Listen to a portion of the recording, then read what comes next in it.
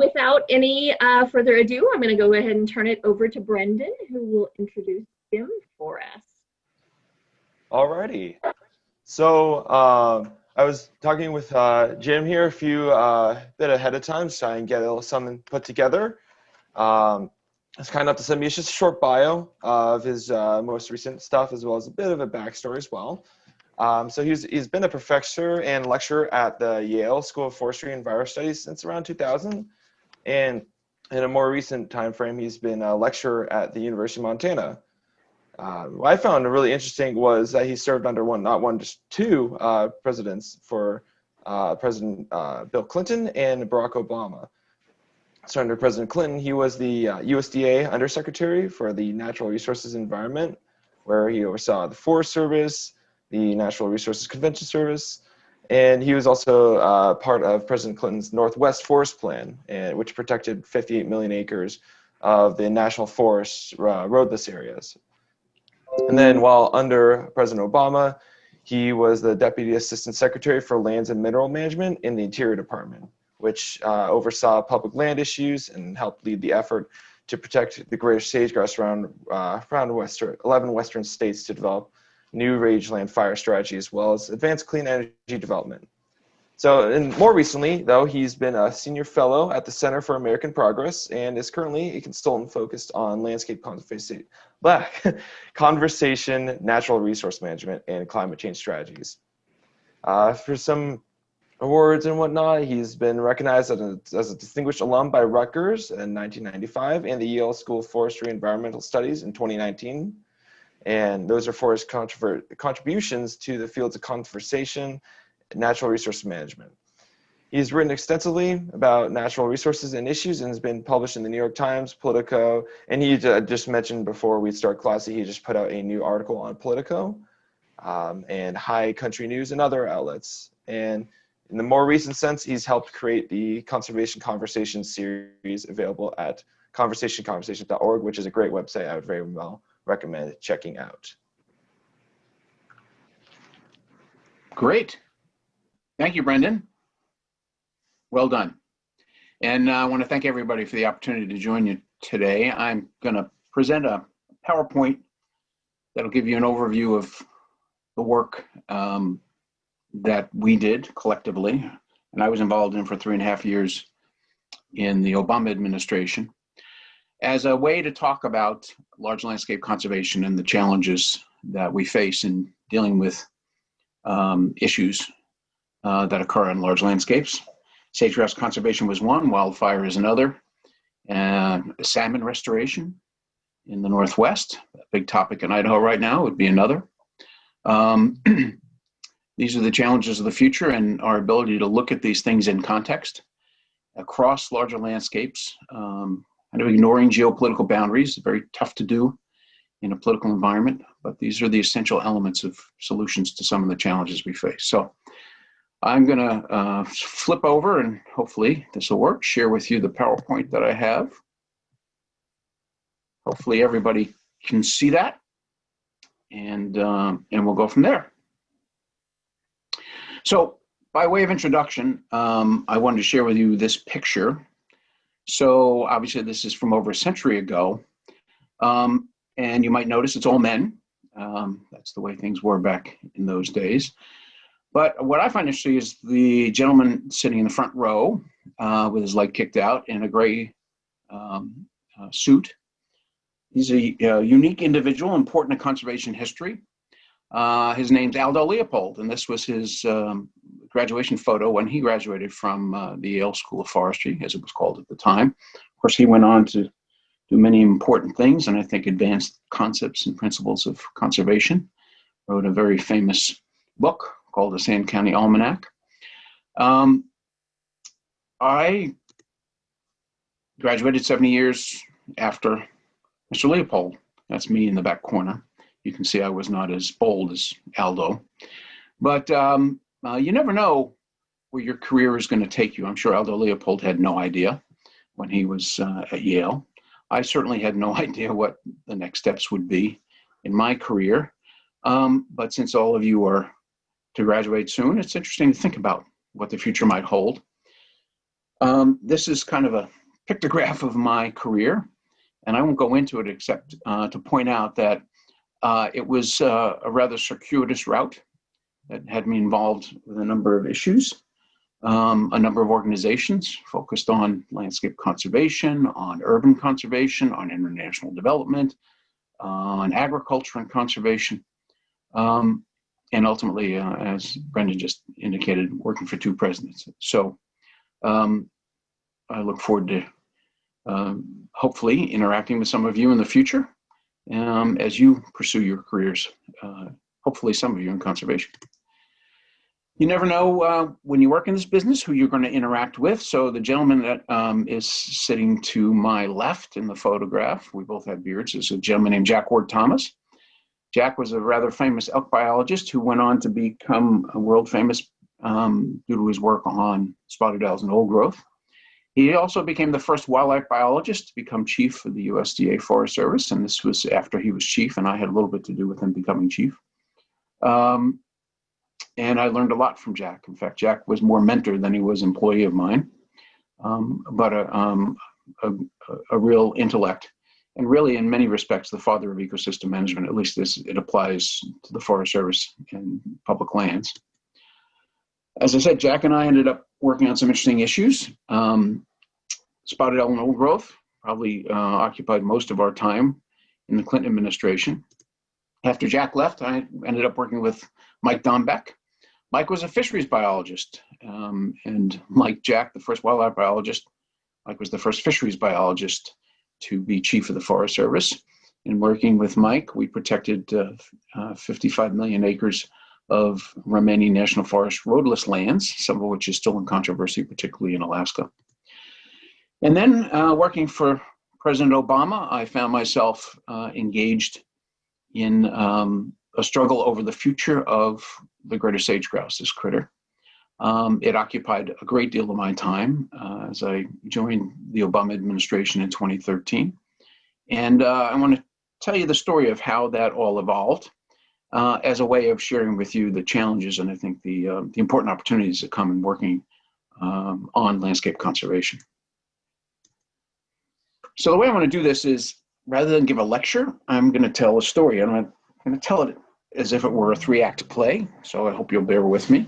Hopefully this will all make sense, because it's an interesting story. And I think the thing I want to emphasize at the outset is, while we focus on natural resources and landscapes and wildlife, really the future of conservation, what happens with those resources and how they're managed is a function of people. The people who are in charge, the people who care about these issues, the people you interact with, should you be in a position like mine in trying to figure out what the future may hold, and trying to set a course forward, hopefully on a sustainable future.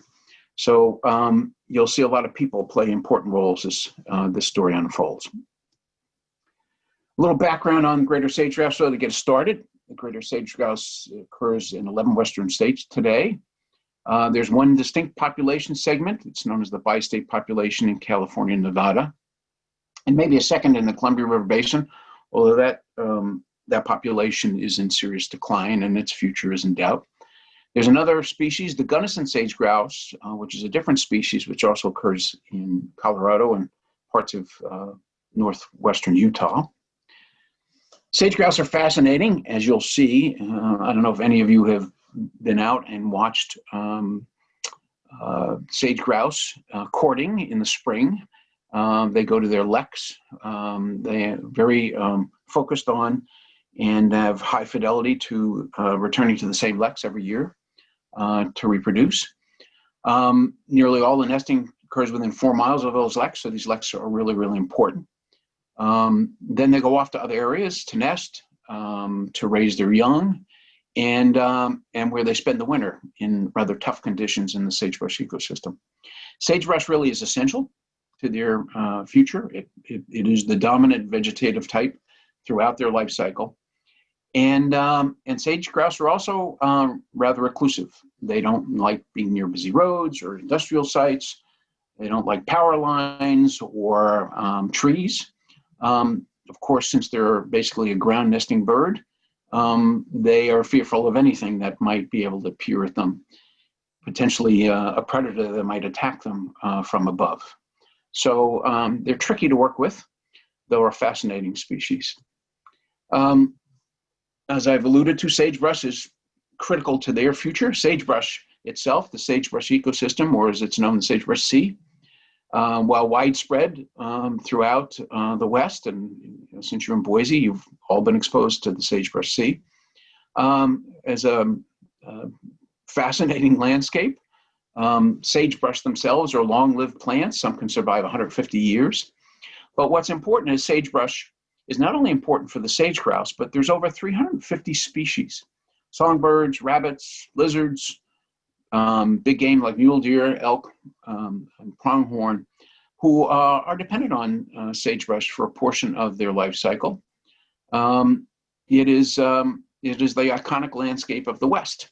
It's certainly important to the way of life for ranchers, for outdoors people, and just for those who spend time in those beautiful landscapes.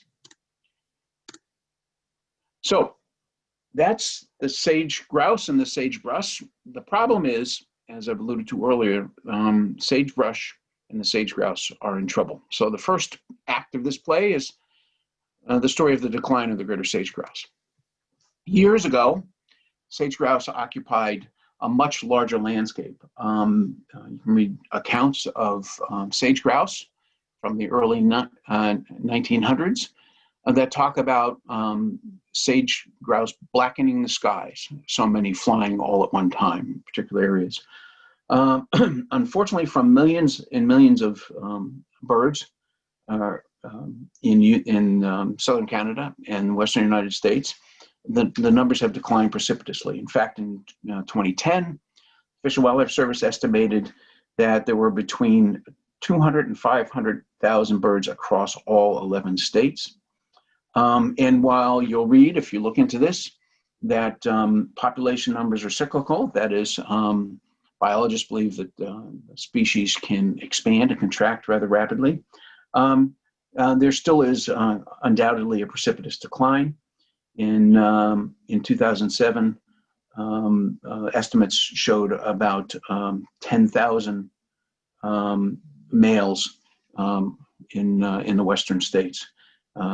So there's no doubt we need to be concerned about the species.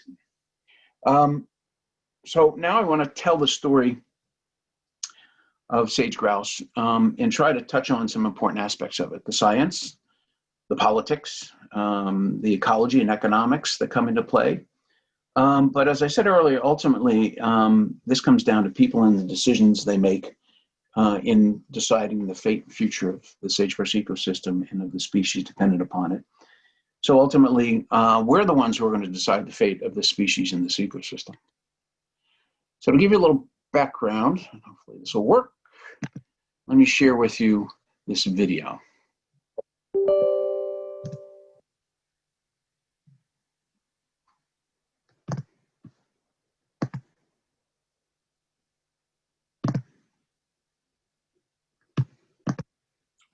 Each spring, at dawn, these sagebrushes in western North America play host to a bird that produces a rather unusual sound.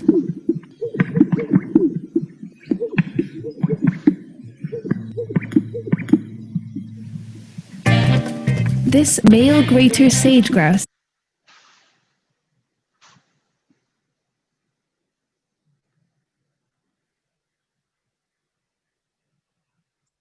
is trying to attract a mate. He impresses the lady sage grouse by filling bulbous yellow sacs with air and thrusting his head, all whilst shaking his gorgeous tail feathers.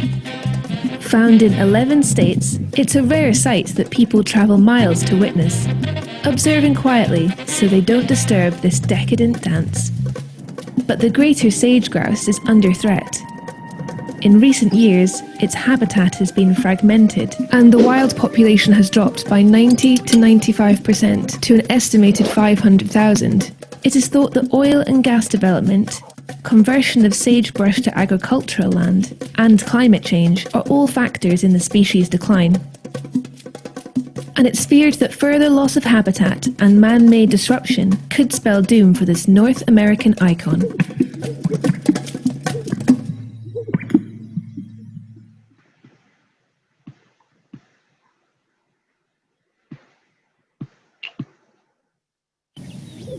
Greater safety. So, as I said, sagebrush, is under threat. It is certainly resistant to environmental extremes, as those of you from the West know how the weather can change out there. But once killed, it can take decades to recover. Sagebrush and sage grouse are impacted by disturbance caused by development, largely in the eastern half of its range, but most impacted in the western portion of its range by invasive species like juniper and cheatgrass. And those lead to other problems, particularly related to rangeland fire. Unfortunately, when fire or other disturbance impacts sagebrush, it is a long time in recovering. These are the kind of symbols of those factors that impact it: mining, oil and gas development, energy development, transmission lines can have an impact, and all of those impact not only the habitat but the species. The biggest threat, as I said, in the western portion of the range is rangeland fire, and Idaho has certainly known its share of rangeland fire. And as I mentioned earlier to your professor a number of years ago, we convened a large meeting, which I'll discuss later, of experts in the field of rangeland fire to put together a strategy to deal with this threat to the species and to the ecosystem. Part of what causes that threat is invasives, like cheatgrass, which you can see here. This is a species which is rapidly overtaking much of the sagebrush ecosystem, and as I said, exacerbates the threat of fire across the range. The impacts on sagebrush associated with these factors have led some scientists to this conclusion that the sagebrush ecosystem is one of the most imperiled of all ecosystems in the United States. And so goes the sagebrush ecosystem, so too goes the sage grouse. So let me talk about the history of sage grouse conservation. And I use GRSG, greater sage grouse, as a way to represent the greater sage grouse. So a quarter century ago, the Western Association of Fish and Wildlife Agencies, which is basically the fish and game or fish and wildlife directors for the Western states, came to the conclusion that the greater sage grouse warranted conservation 25 years ago. In 2000, WAFWA, the BLM, the Forest Service, and the Fish and Wildlife Service came together and elected to begin to monitor populations and began work on a conservation strategy. In 2002, someone actually petitioned the Fish and Wildlife Service under the Endangered Species Act to suggest that the species needed to be listed as threatened or endangered under the ESA. That petition, though, was not addressed. In fact, it was largely ignored until 2005, when the Fish and Wildlife Service, under President Bush, made an initial determination the greater sage grouse didn't warrant listing under the ESA. And that finding was challenged in court, and I'll get to that, but was later reversed. In 2006, WAFWA published its first comprehensive conservation strategy for the sage grouse. And then in 2008, the state of Wyoming, under Governor Dave Friedenthal, I think the last Democratic governor in the state, worked with people in the state and his fish and wildlife biologists to develop a all lands strategy they called the core area strategy to attempt to conserve the species while allowing economic activities to continue. Interestingly, in 2010, so now we're into the Obama administration, in response to the litigation that I mentioned earlier, which had been filed by Western Watersheds Project, the Fish and Wildlife Service finally made a determination that listing the sage grouse under the Endangered Species Act was warranted but precluded because of other high priorities. And as you can see in this visual, there were 249 other species who were kind of sitting on the list waiting for decisions. So you can see the Bush administration was not high on using the Endangered Species Act to protect species. But nevertheless, this decision then triggered a series of events that ultimately led to the development of the conservation strategy we're talking about today. In 2010, it's also important to note that USDA, under the Natural Resources Conservation Service, which I oversaw when I was Undersecretary of Agriculture at USDA, also in 2010 launched their sage grouse initiative to focus on maintaining or restoring sage grouse habitat on working lands across the West. So the species is in decline. And people are recognizing this, and there's a need to address the issue for fear it need to be protected under the Endangered Species Act. So Act 2 is the realization that sage grouse and the sage grouse ecosystem is in trouble, and there's a need to bring people to. Now, the keys to this strategy, the sage grouse conservation strategy, are three. One, the work was done at a landscape level. That is, it covers all 11 states, the remaining range of the species. It is strongly science-based at a time when science is in the crosshairs by some. I think this is an essential part of an effective conservation strategy, and we'll talk more about that. But it was also a collaborative effort that involved state fish and wildlife agencies, that involved the oil and gas industry, the mining industry, federal agencies, and a whole host of others. So let's talk a little bit about that and how it evolved. I guess the other thing I want to emphasize, though, before I do that is the keys were strong federal land management, a strong commitment on a voluntary basis to state and private management, as well as I've already alluded to, an effective strategy to reduce the threat of rangeland fire. I want to digress for a second because I just talked about science and the issues of science today to emphasize the fact that under President Obama and Secretary Salazar, science was given a great deal of focus and attention. And in fact, President Obama issued an executive order emphasizing science, and that was reinforced by this statement by Secretary Salazar, who issued his own secretarial order. And I highlighted in red what I think is the most salient issue today. That is, in the context of his statement, Secretary Salazar said this new policy clearly affirms that Interior employees, political and career, will never suppress scientific or technological findings or conclusions. Further, it ensures scientists will not be coerced to alter or censure scientific findings, and employees will be protected if they uncover and report scientific misconduct by career or political staff. That seems to me particularly salient given the ongoing debate right now about COVID, the role of science, and how it influences or impacts the development of efforts to develop a vaccine to deal with this tremendous threat. The DOI science policy went on to say basically that science and scholarship would play an important role, and it was a critical important in the decisions that would be made affecting conservation and responsible development across the landscapes of the West and affecting the communities that both human and natural that live there.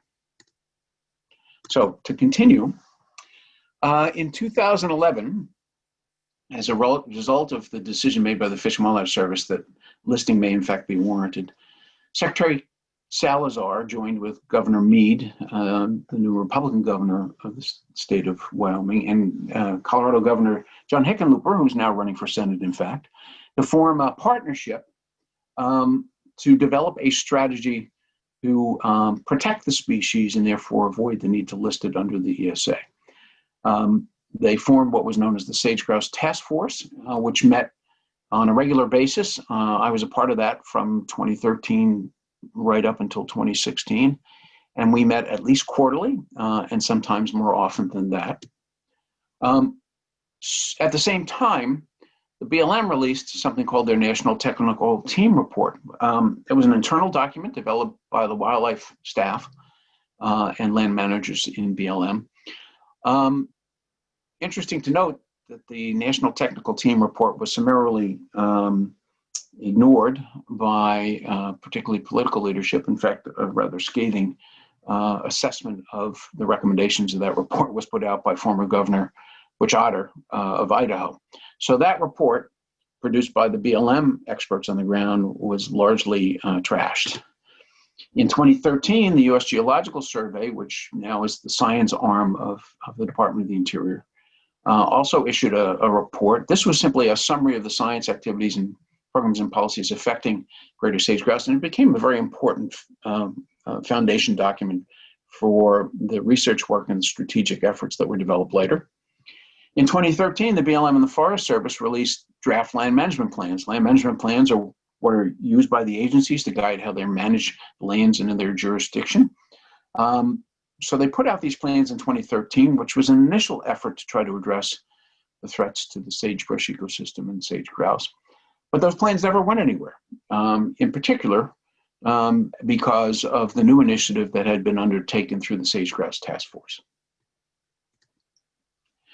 In 2013, the Sage Grouse Task Force received a report that was put together by the Fish and Wildlife Service at the request of Governors Meade, Hickenlooper, and Secretary Salazar, that was known as the Conservation Objectives Team Report. What's important about the Conservation Objectives Team Report is it ultimately became the blueprint, if you will, the architecture for the larger sage grouse conservation strategy that was ultimately adopted and led to the not warranted determination that we'll talk about for the sage grouse by Secretary Jewell in 2015. Also interesting to note, a year later, Congress passed a rider that prohibited the Fish and Wildlife Service from listing this sage grouse as a threatened or endangered species, so a legislative prohibition against using the act for which it was intended. But it did not prohibit the Fish and Wildlife Service from reaching a decision as to whether or not this species warranted protection under the Endangered Species Act. I'll also note at this point that there is currently a rider that has been attached to the military appropriations bill led by Senator Lee and Congressman Bishop from Utah that prohibits the Fish and Wildlife Service from listing the sage grouse as a threatened or endangered species until 2027. So their response to the threat that the continued decline in the species might actually lead to the need to protect it under the Endangered Species Act. So I want to talk a little bit more about the COT report. This was, as I said, the architecture, the framework, if you will, for protecting the species and that ecosystem. I think there are other elements, though, that came into play that are also important. I'll touch on each of those as I move forward. Those involved establishing buffer distances from disturbance, which has a big impact on the species, mitigation requirements for any damage done to habitat. I'll talk a little bit more about oil and gas leasing, which is a big impact on the species. The establishment of sagebrush focal areas, which at the end of the process of developing a strategy became a critical element in garnering Fish and Wildlife Service support for and ultimately a decision not to list the species. There's the private lands conservation strategy, which was also important and began, as I said, in 2010. And then most important, the fire strategy that we'll talk a little bit about. So let me focus on the COT report. So here's what's important about the COT report. The COT report set a very clear and specific objective, and that was to reverse negative population trends and achieve a neutral or positive population trend for the species. As my father used to say, you can't get anywhere unless you know where you're headed. So a very clear objective in this case was stop the species decline. And that drove all the work that this interagency, multidisciplinary team did. This was a collaboration among 10 state Fish and Wildlife Agency officials and 5 members of the Fish and Wildlife Service. So it's important to note here that the COT report was really driven by the states. They had the dominant representation on the COT, with only 5 members from the Fish and Wildlife Service. And the members of the COT included scientists, biologists, land managers, as well as other experts in the field. They built their strategy on the 2006 WAF for Greater Sage-Grouse Comprehensive Strategy I alluded to earlier, but expanded on it considerably, as I'll illustrate. They identified, in the context of their study, priority areas of conservation. We called them PACs. And those were key habitat areas that are essential for sage-grouse conservation.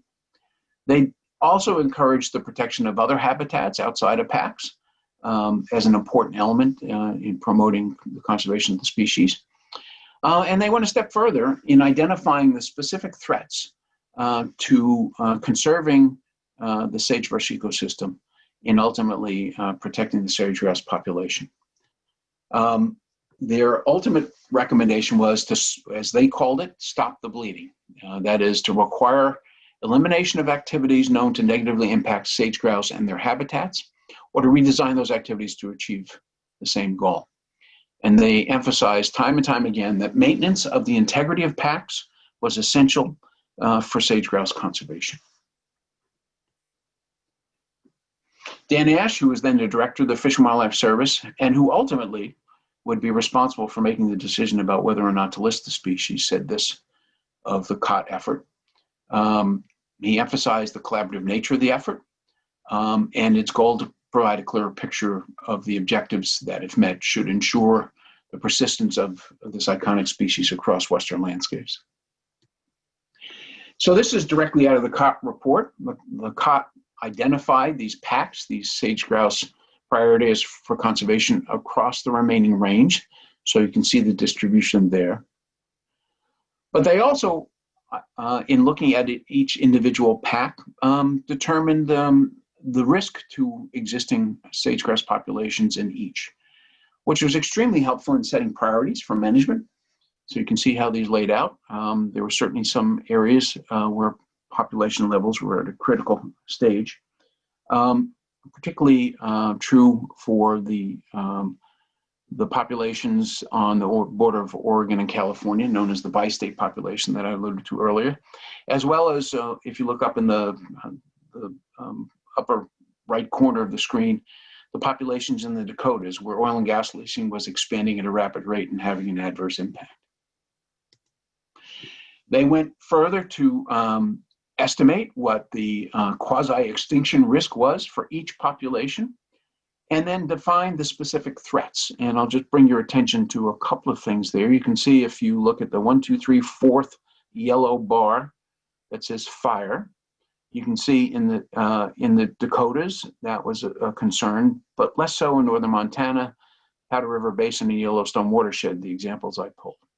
But if you look at energy development, just 3 bars over, you'll see that that was a threat in each of those areas.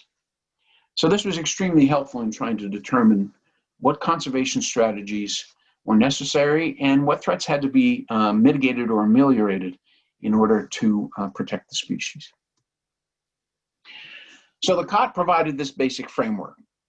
So as we worked with BLM land managers, Forest Service supervisors and land managers, and others, other issues came up that had to be addressed, and this is where science played an additional and important role. First was establishing buffer distances. There we turned to the U.S. Geological Survey, and they produced this report called Conservation Buffer Distance Estimates.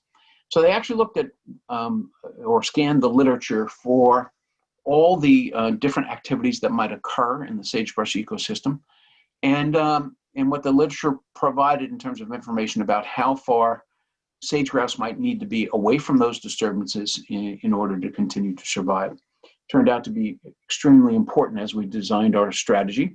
The thing I want to emphasize is, we did this time and time again, we went back to science. We went back to scientific literature. We went back to experts who were both doing research or can interpret that science and provide us a basis for what we thought was a very defensible approach to protecting the species.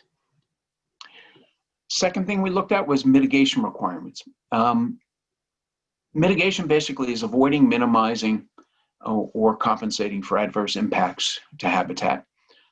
Early in her tenure, Secretary Jewell placed an emphasis on the need to mitigate the impacts of land use activities on public lands. And that resulted in this report, the Strategy for Improving Mitigation Policies and Practices, which I was involved in putting together. Ultimately, the Fish and Wildlife Service developed their own report, symbolized by this, the cover there of the report of sage grouse, in which they recommended that not only should mitigation offset any adverse impacts to habitat, but in fact, because the species was listed as threatened, in order to provide an added certainty that the species would recover, that mitigation should actually generate net conservation gain. That is, habitat should be improved after disturbance occurred in a particular area. That became a very controversial issue as well, you might imagine. This was Secretary Jewell's announcement of this large-scale mitigation strategy. Again, emphasizing the need to allow for smart development, but also to provide for conservation. Important to note here that one of the first actions taken by Secretary Zinke under President Trump was to eliminate the mitigation requirement on public lands.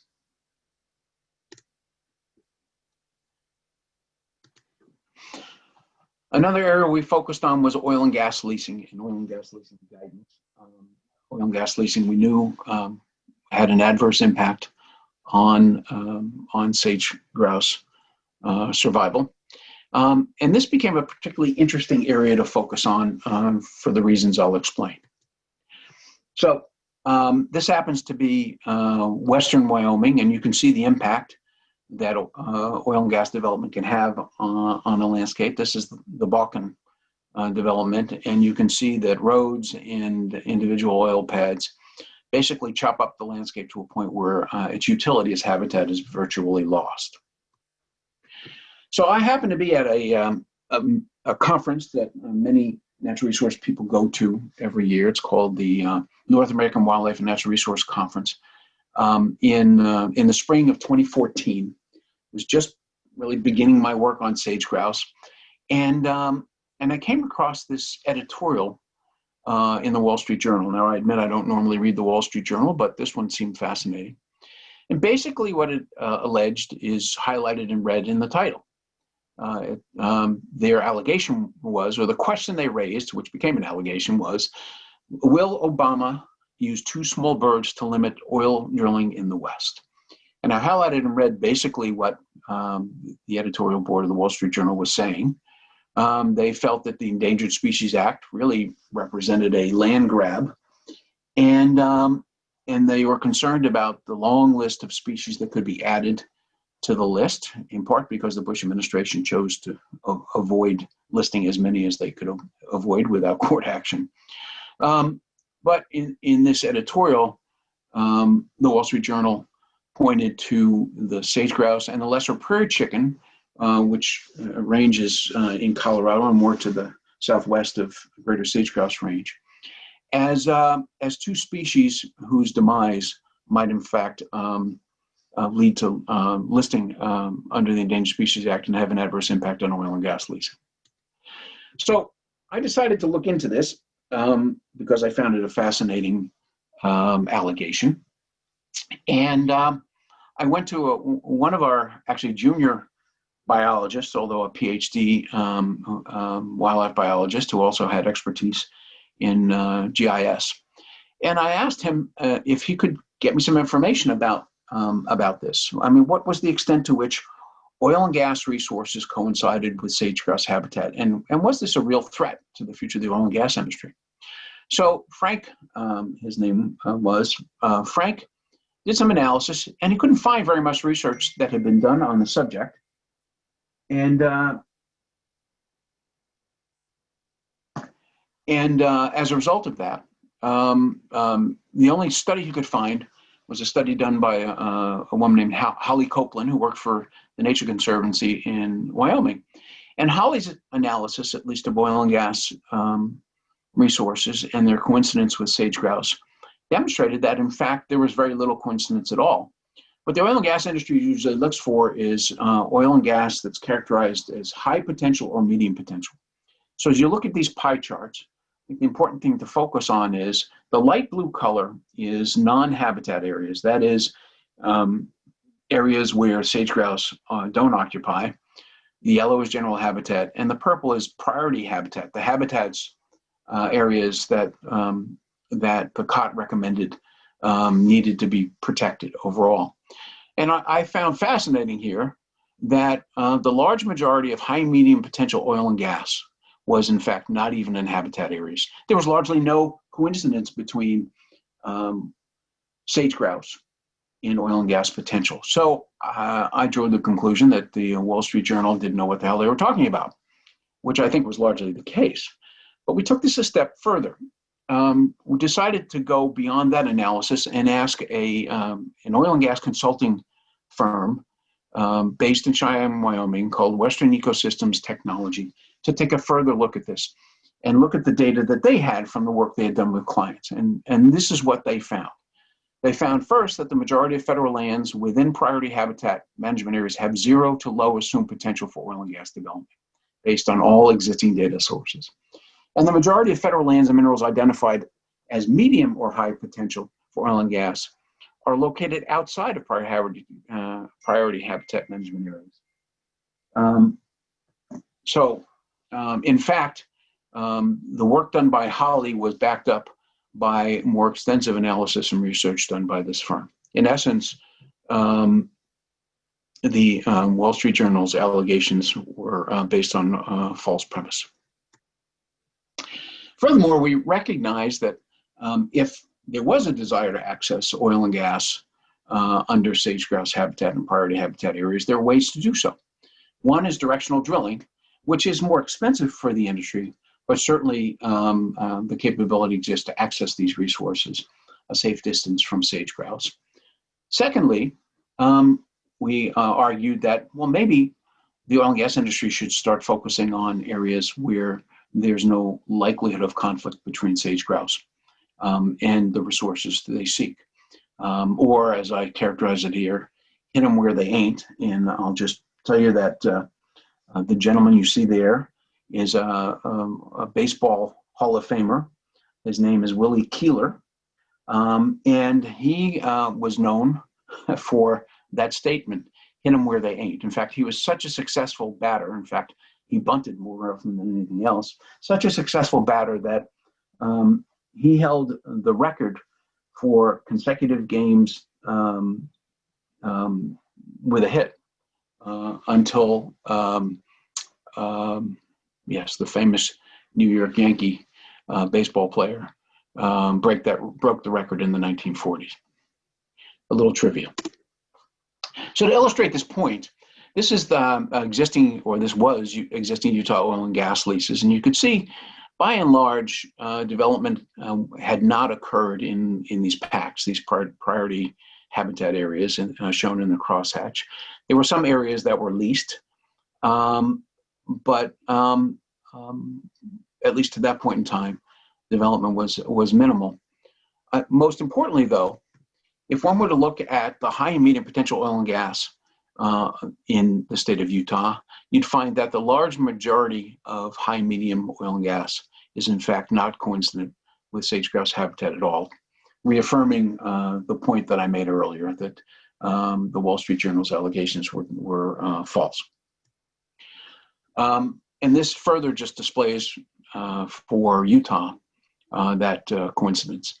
The majority of oil and gas of high potential shown in green for non-habitat areas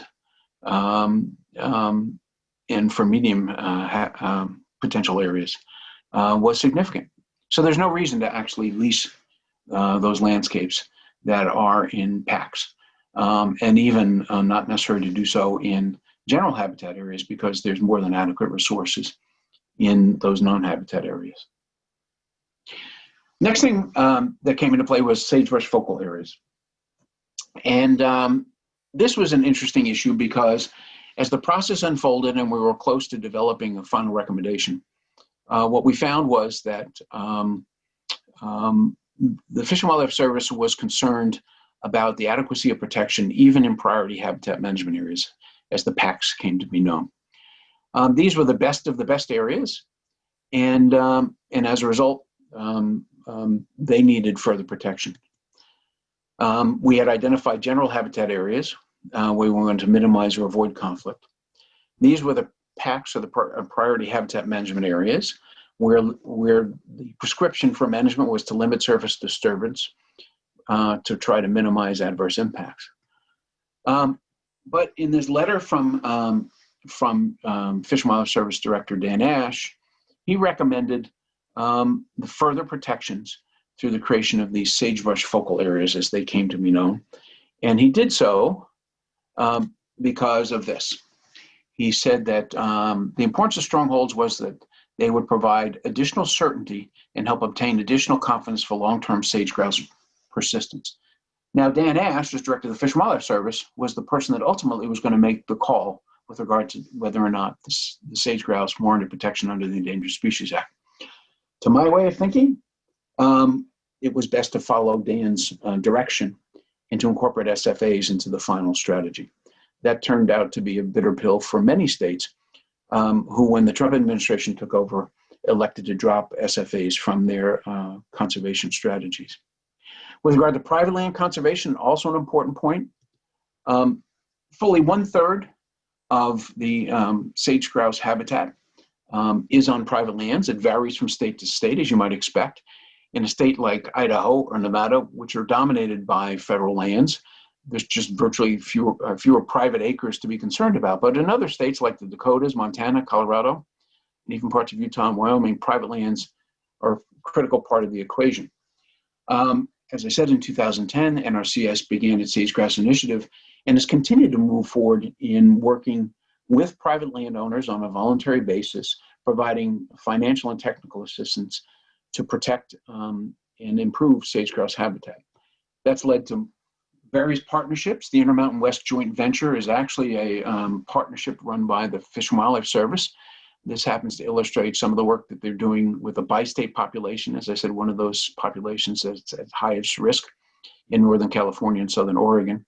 This partnership includes NRCS, the Eastern Sierra Land Trust, the tribal resources, tribal committee there, as well as other partners. Work in other parts of the country, this is, I believe, Montana, is being done through NRCS's Working Lands for Wildlife program. And here, they're doing some work to maintain and restore wetland areas, which are important for brood rearing for young sage-grouse. The last thing I want to touch on is rangeland fire in this context, probably one of the greatest threats. And this map just simply illustrates the extent of large fires that occurred in 2016 across the range of the sage-grouse. And you can see, in fact, they're extensive. Secretary Jewell issued a secretarial order in 2014, I believe, that directed an effort to develop a more effective strategy for dealing with rangeland fire. Having worked on wildland fire earlier in my career, I can tell you that most of the focus was and continues to be on forest fires. Yet rangeland fire can be devastating in many respects, and certainly devastating for the survival of the sage-grouse. So as a result of that directive, the Interior Department hosted a conference to address rangeland wildfire threats. We actually held it in Boise in December of 2014, I believe. And it involved top leader from the Interior Department, Department of Agriculture, Fish and Wildlife agencies. It involved private landowners and others. It resulted in that report that you see there, an integrated rangeland fire management strategy, which was completed in May, following the conference, May of 2015. And soon after that, Secretary Jewell joined Governor Otter in announcing the new strategy for protecting the sagebrush ecosystem from the threat of rangeland fire. It was well received by many people and really, I think, revolutionized how rangeland fire was to be prevented and addressed by the state and federal agencies. A critical issue, not only for sage grouse, but obviously for ranchers and private landowners across Idaho and across the West. So that kind of summarizes all the pieces of the puzzle, if you will, within the larger architecture of the Conservation Objectives Team Report. All these elements were put together to develop the strategy that ultimately led to protection of the species. To reiterate, it was based on what we refer to as the three-legged stool: strong federal land management, strong state and private land management, and an effective strategy for dealing with rangeland fire. In the end, to implement this strategy, the Forest Service and BLM had to update 98 land use plans, develop 2 large regional environmental impact statements, and run those by the states and others as a mechanism to secure approval and final completion. What those plans provided for, which was truly unique at the time, was a landscape approach, the identification of important habitat areas and objectives for their protection and management, provided for adaptive management if things occurred that had an adverse impact on habitat. Well, then triggers would be hit to change management direction to protect more habitat, provide more support and assistance. Disturbance tracking was a critical element of this to understand how the resource changed over time. And with that, land health and monitoring was an important part. We had the fire management strategy. We incorporated a mitigation approach. And we even addressed issues associated with grazing on public lands, simply to ensure that grazing met existing standards based upon ecological condition. It was an issue that caused a great deal of controversy, unfortunately, because of I think misinterpretation of some of the guidance that was put out, but in the end became an important part of the puzzle. And in fact, in many parts of the landscape, people use the term, what's good for the bird is good for the herd, to reflect what they learned about improved rangeland management under the sage grouse strategy. What the sage grouse conservation strategy did, in short, was it changed land use allocations to limit or eliminate surface disturbance. That was critical, stop the bleeding. Required land management actions to avoid further disturbance and improve habitat. And it addressed rangeland fire in a more focused and effective way. In short, it was a collaborative approach. It focused on protecting and restoring the integrity of priority habitat on public lands. It also recognized the important role that private lands played in providing assistance through the Sage Grouse Initiative. It guided sound science. It was guided by sound science, most importantly. It was directed towards reducing or eliminating threats, not only for sage grouse, but obviously in protecting that ecosystem for the 350 additional species dependent upon that system, which could themselves be faced with extinction if the habitat on which they depended was not protected. It used a smart from the start approach to preserve development options by encouraging development in places where they would not have an adverse impact on conservation of the species or the ecosystem. And most importantly, in doing all this, successfully led to a decision that the species did not warrant protection under the Endangered Species Act. What it was not was a one-size-fits-all. That was a common criticism. I won't go into detail there, but I think I've described how this worked. Some argued it was based on flawed science. As we say in New Jersey, that's just BS. There was an allegation that was driven by last-minute requirements. The addition of the sagebrush focal areas upset a lot of people, but it was that added element of security that the Fish and Wildlife Service, and in particular Director Dan Ash, required in order to reach the conclusion that listing under the Endangered Species Act was not warranted. Some would argue it was worse than a listing of the strategy, and I would contend that that's just simply not true. Finally, others argued it was federal overreach. And I think the important point I want to make here is these are public lands. They're lands that are owned by everyone. Their management is often shared in collaboration with the states, and that's the way the sage grouse conservation strategy was developed. So to guide management on those lands. It was extremely important that we work together. But that in the end, the federal government was responsible for the management of those lands and therefore had to develop the management strategies reflected in those 98 land use plans. This is what Secretary Jewell had to say about the sage grouse strategy. She called it a truly historic effort, one that represents extraordinary collaboration across American West. She called it epic collaboration. And I'm going to close my presentation by allowing you to hear what Sally ultimately had to say about how this all worked.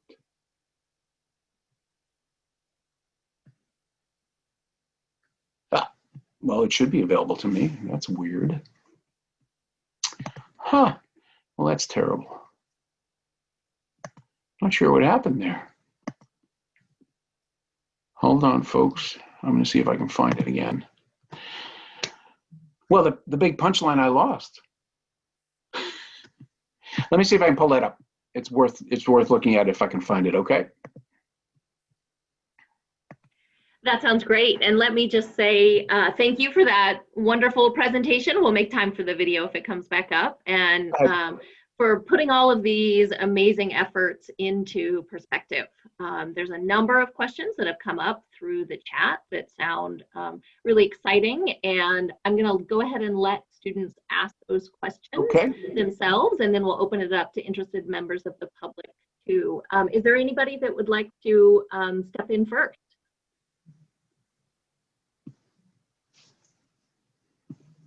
I could go. Thanks, Lee. Yeah, so I was just curious. Your presentation was really interesting to me because I grew up in northwestern North Dakota in the middle of the Bakken Formation. And I grew up hunting pheasant, and I remember seeing sage grouse when I was younger, but I probably haven't seen one in 5 or 6 years now as development has picked up in that area. And I was curious, as oil is definitely the priority in that region, what ways could the local community step up and protect them? Well, one key is, as I alluded to, hit them where they ain't. Important to understand where leks exist, where populations are dependent upon habitat, and try to avoid development in those particular areas. And I think that's probably the most important thing to do. The other is private land conservation and working to restore habitats. Again, with abundant assistance from NRCS and state agencies to provide for protection of and restoration of those habitats that might have been impacted by development. I think that is probably the most effective tool and the effective means to ensure that you get the smart development that Secretary Jewell advocated for. Sounds good. Thank you. You're welcome. Stephanie and Alyssa both had questions following up on that with regard to private conservation. And they were interested in the participation of private landowners. So Stephanie or Alyssa, do you want to follow up a little bit on that point? Yeah, my question was, it was kind of before you talked about the private land impact, but what was the impact of private land ownership on endangered species and the Endangered Species Act itself? Just because you said that like 1/3 of the habitat is on private land, and so, but then you talked about the partnership and how you have to work with them to compensate over that. But I was just curious, the impacts of it. Have you seen like negative impacts on having most of the habitat be on private land, since you have to work with, multiple stakeholders, I could say? Well, I think the Fish and Wildlife Service has done a very good job over the last really almost 20 years in working with private landowners and private interests to try to come up with mechanisms to minimize any adverse impacts associated with having to protect habitat. In the Pacific Northwest, when we did the Northwest Forest Plan, we worked with large timber companies to develop what we called habitat conservation plans. And those were developed in collaboration with fish and wildlife biologists to protect habitat. but with a commitment to continue to manage their forest lands consistent with those HCPs, as we call them. The landowners were given exemptions from sanction under the Endangered Species Act, exemptions from what is referred to as take, that is harming birds in this case, or harming habitat. So there are a lot of ways to implement the Endangered Species Act to really reduce its adverse impact. I think what it takes more than anything else is just the will to sit down and work together to try and find ways to, as one might say, have your cake and eat it too. And that, I think, can be done, and I think the Fish and Wildlife Service has been very successful in that regard.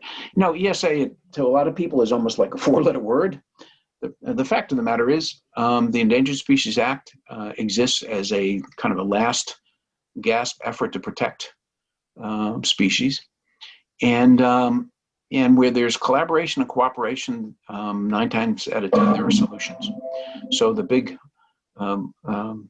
threat of ESA, I think, is overblown. Certainly by this administration, it's been overblown.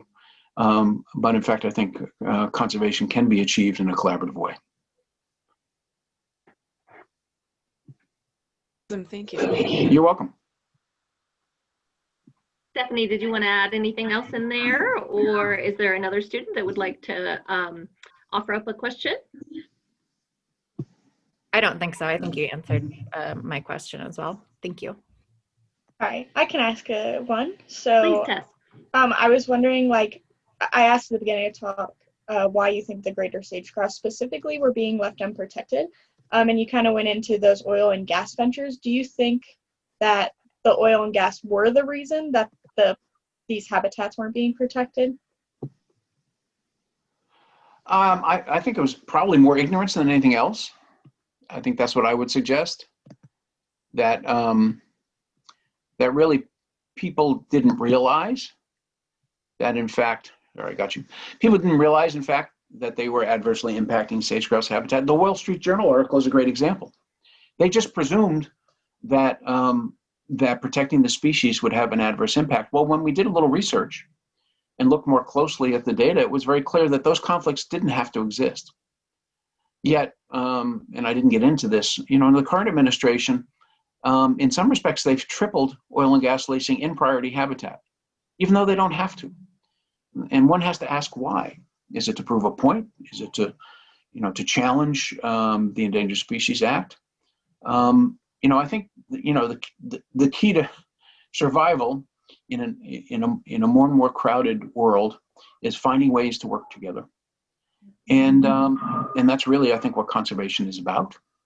And I think in this regard, equipped with the right information and with the will to work together, we could easily find solutions. And in fact, what we did in our final recommendations under the Obama administration with regard to oil and gas leasing was just simply said, prioritize oil and gas leases in non-habitat areas. We didn't say no leases at all in habitat areas, and we were summarily criticized for that.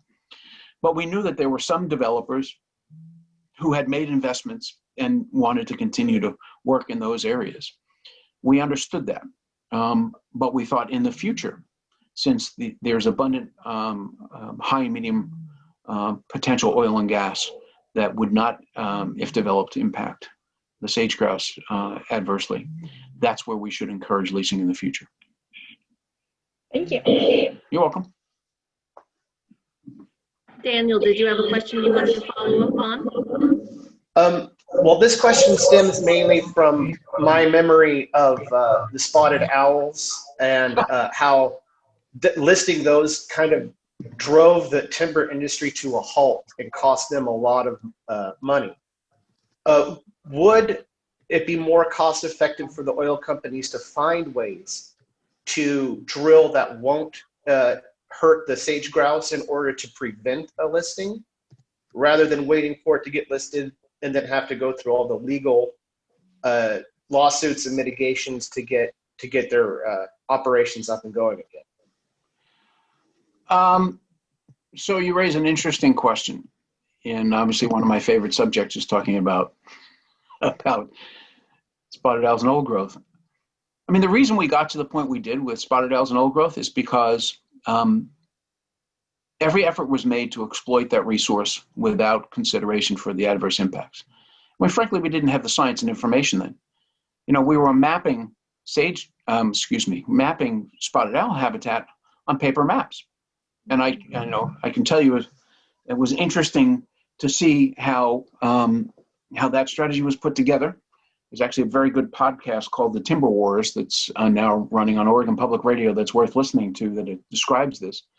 But basically, you had national forest supervisors on adjacent forests that weren't talking to each other about how much old growth they were cutting. The whole notion of ecosystem management and large landscape conservation was a scientific concept. It wasn't being applied. We simply applied it. So I think, the lesson learned there is, don't stick your head in the sand and try to ignore, what the inevitability of a problem like that. Do the research and analysis ahead of time. And then I think mechanisms can be developed to allow management to move forward. And in this case, as I just alluded to with habitat conservation plans on private lands, more flexibility could be provided for those private landowners to continue to log and manage, albeit with some changes in how they did so, but continue to, I think, profit from the industry. On federal lands, the extent to which harvesting had occurred really limited the options. And if you flew over the Northwest back in those days, you would be startled to see the extent and to which clear cutting had adversely impacted some critical forest lands, and also important watersheds, a very important factor with regard to salmon restoration. Fantastic, thank you. Are there other questions that students, or we have about 5 minutes left in the class, and I think we'll try and wrap it up unless there are other questions after the next maybe 2 or 3 questions. So are there people with lingering questions? I have 10 hidden, so I'm happy to ask my own, but I want to give you all a chance in front of that. I'll go. So just going back to the Endangered Species Act in general, do you think the way that the Endangered Species Act functions has changed fairly permanently towards the collaborative movement, especially with the controversies, with the spotted owl? Well, I think collaboration is an important part of the equation. I think collaboration would do us a lot of good as a nation, not just in dealing with threatened and endangered species. The challenge in collaboration is to make sure that science still is the foundation upon which these collaborative agreements are reached. We had some experiences with sage grouse where governors would convene a diverse group of interests to try to reach agreement on how to manage landscapes to protect the species and continue to engage in the economic issues they were engaged in. But they hadn't considered the science. And they had to reach agreement on something, and then unfortunately, someone from the federal government, sometimes me, would have to meet with these people and say, well, I agree, that's a great outcome. But unfortunately, what you have in mind is still going to lead to the extirpation of the species. So having that science framework provides the sideboards within which there's a whole host of collaborative solutions. The key is to have science as a foundation and collaboration as a mechanism to bring people together to both understand the science and what options exist to protect the species. I think that works. And I think we're going to see more and more of that in the future because, the angst and I think the anger that exists across a lot of landscapes, unfortunately focused on protecting natural resources, maybe even on concern about climate, needs to be addressed. And that's the best way to do it, is sit down and talk with people. I have a question. And first of all, thank you for a great presentation. You really emphasized the importance of the collaborations among federal, state, and private actors. And I'm wondering if you could speak to the involvement of tribes and Native nations and how they were involved, what you saw them bringing to the process, what their role or roles was, and how they informed the efforts that came out of these processes. Well, to be quite honest, they weren't involved enough.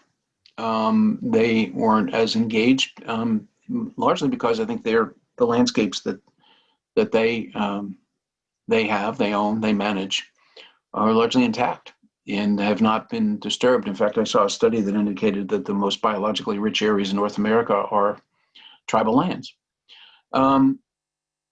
So I don't think we did an adequate job, although they weren't the problem, if you will. But I think that needs to change. And I think we have a lot to learn from traditional ecological knowledge, and a great deal to learn from how tribal lands are managed. And in fact, we're going to do a conservation conversation. Emily was involved in one of these 2 weeks ago, I guess. We're going to do a conservation conversation on environmental injustice and equity and inclusion for tribal nations. And one of our speakers will speak in particular about TK and the important role it can play in helping to guide management, not just of tribal lands, but other landscapes as well. So if you're interested, go to conservationconversations.org, and it'll be in 2 weeks. Awesome. Thank you so much. No, you're welcome. Would anybody like to ask a final question?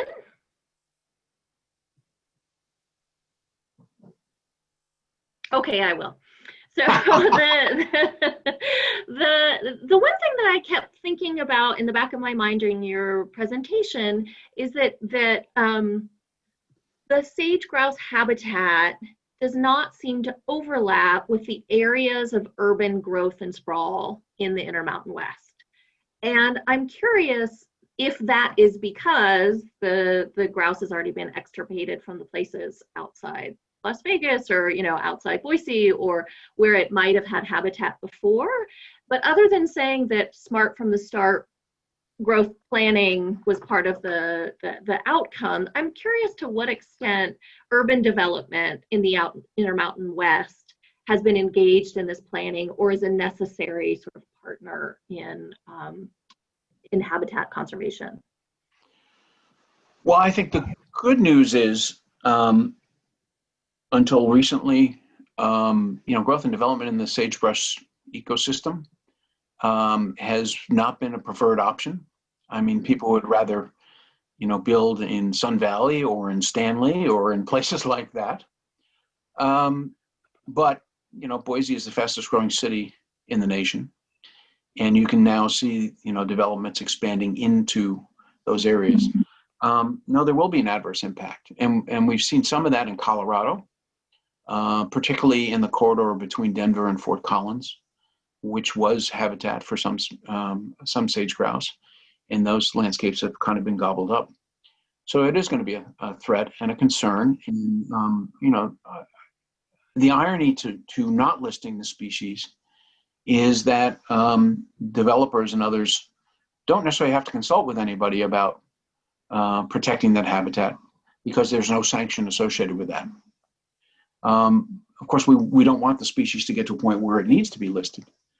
But in order to avoid that in the future, some mechanisms should be developed so that as people develop landscapes, they're aware of the adverse impacts they could have on species like that, as well as mechanisms they could employ to try to avoid those impacts.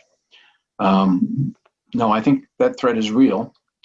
And, one of the ironic outcomes of COVID is as people become cities' major export, so to speak, they're moving to those areas. And I have friends in Montana who say that real estate values have increased by 30% in the last 3 months, and growth is expanding rapidly right to the edges of the national forests. So there will be repercussions. The question is how much effort and how much thinking is made in trying to protect those landscapes. So not just the sage grouse, but the 350 other species dependent upon those ecosystems aren't adversely impacted. Mm-hmm. Yeah, they're truly an umbrella in that way. Well, thank you. And students, please join me in thanking Jim for this wonderful presentation and this great contribution to how our thinking on public lands is developing over the course of the semester. I think you've given us a lot to chew on in terms of collaboration, but also really, I think one of the big points, one of the big takeaways is the need for science to be part of the conversation and to sort of build into that collaboration a process of trust among people. And as you said, I think our nation really needs that at this point. It does. So I know students have other classes to get to, so we will see you next week when we talk about fire. But if people have questions for me or for Mr. Lyons and want to stay on for a few minutes, we will hang out here. What I'll try to do, Emily, is I'm going to try and tee up Sally's comments, if I can do that. Super, yeah. If not, then people should just simply Google Sally Jewell Sage Grouse announcement, and you'll see kind of how she summarized things as only Sally Jewell could do. And the last thing I want to say is these conversations, particularly about collaboration, are the kinds of conversations John and I had often over a beer in Boise. So thank you for doing this lecture series, in part in his memory, but also as an important class. And I will tell your students that they have big shoes to fill with the passing of John Freemuth. So thank you very much. They do. Well, thank you. And I can tell you that I'm impressed with them so far. So they will have big shoes of their own. That's encouraging. We need more people out there who understand these things, make a difference. We do. Absolutely. All right. Thanks again. Great. Take care. Thanks.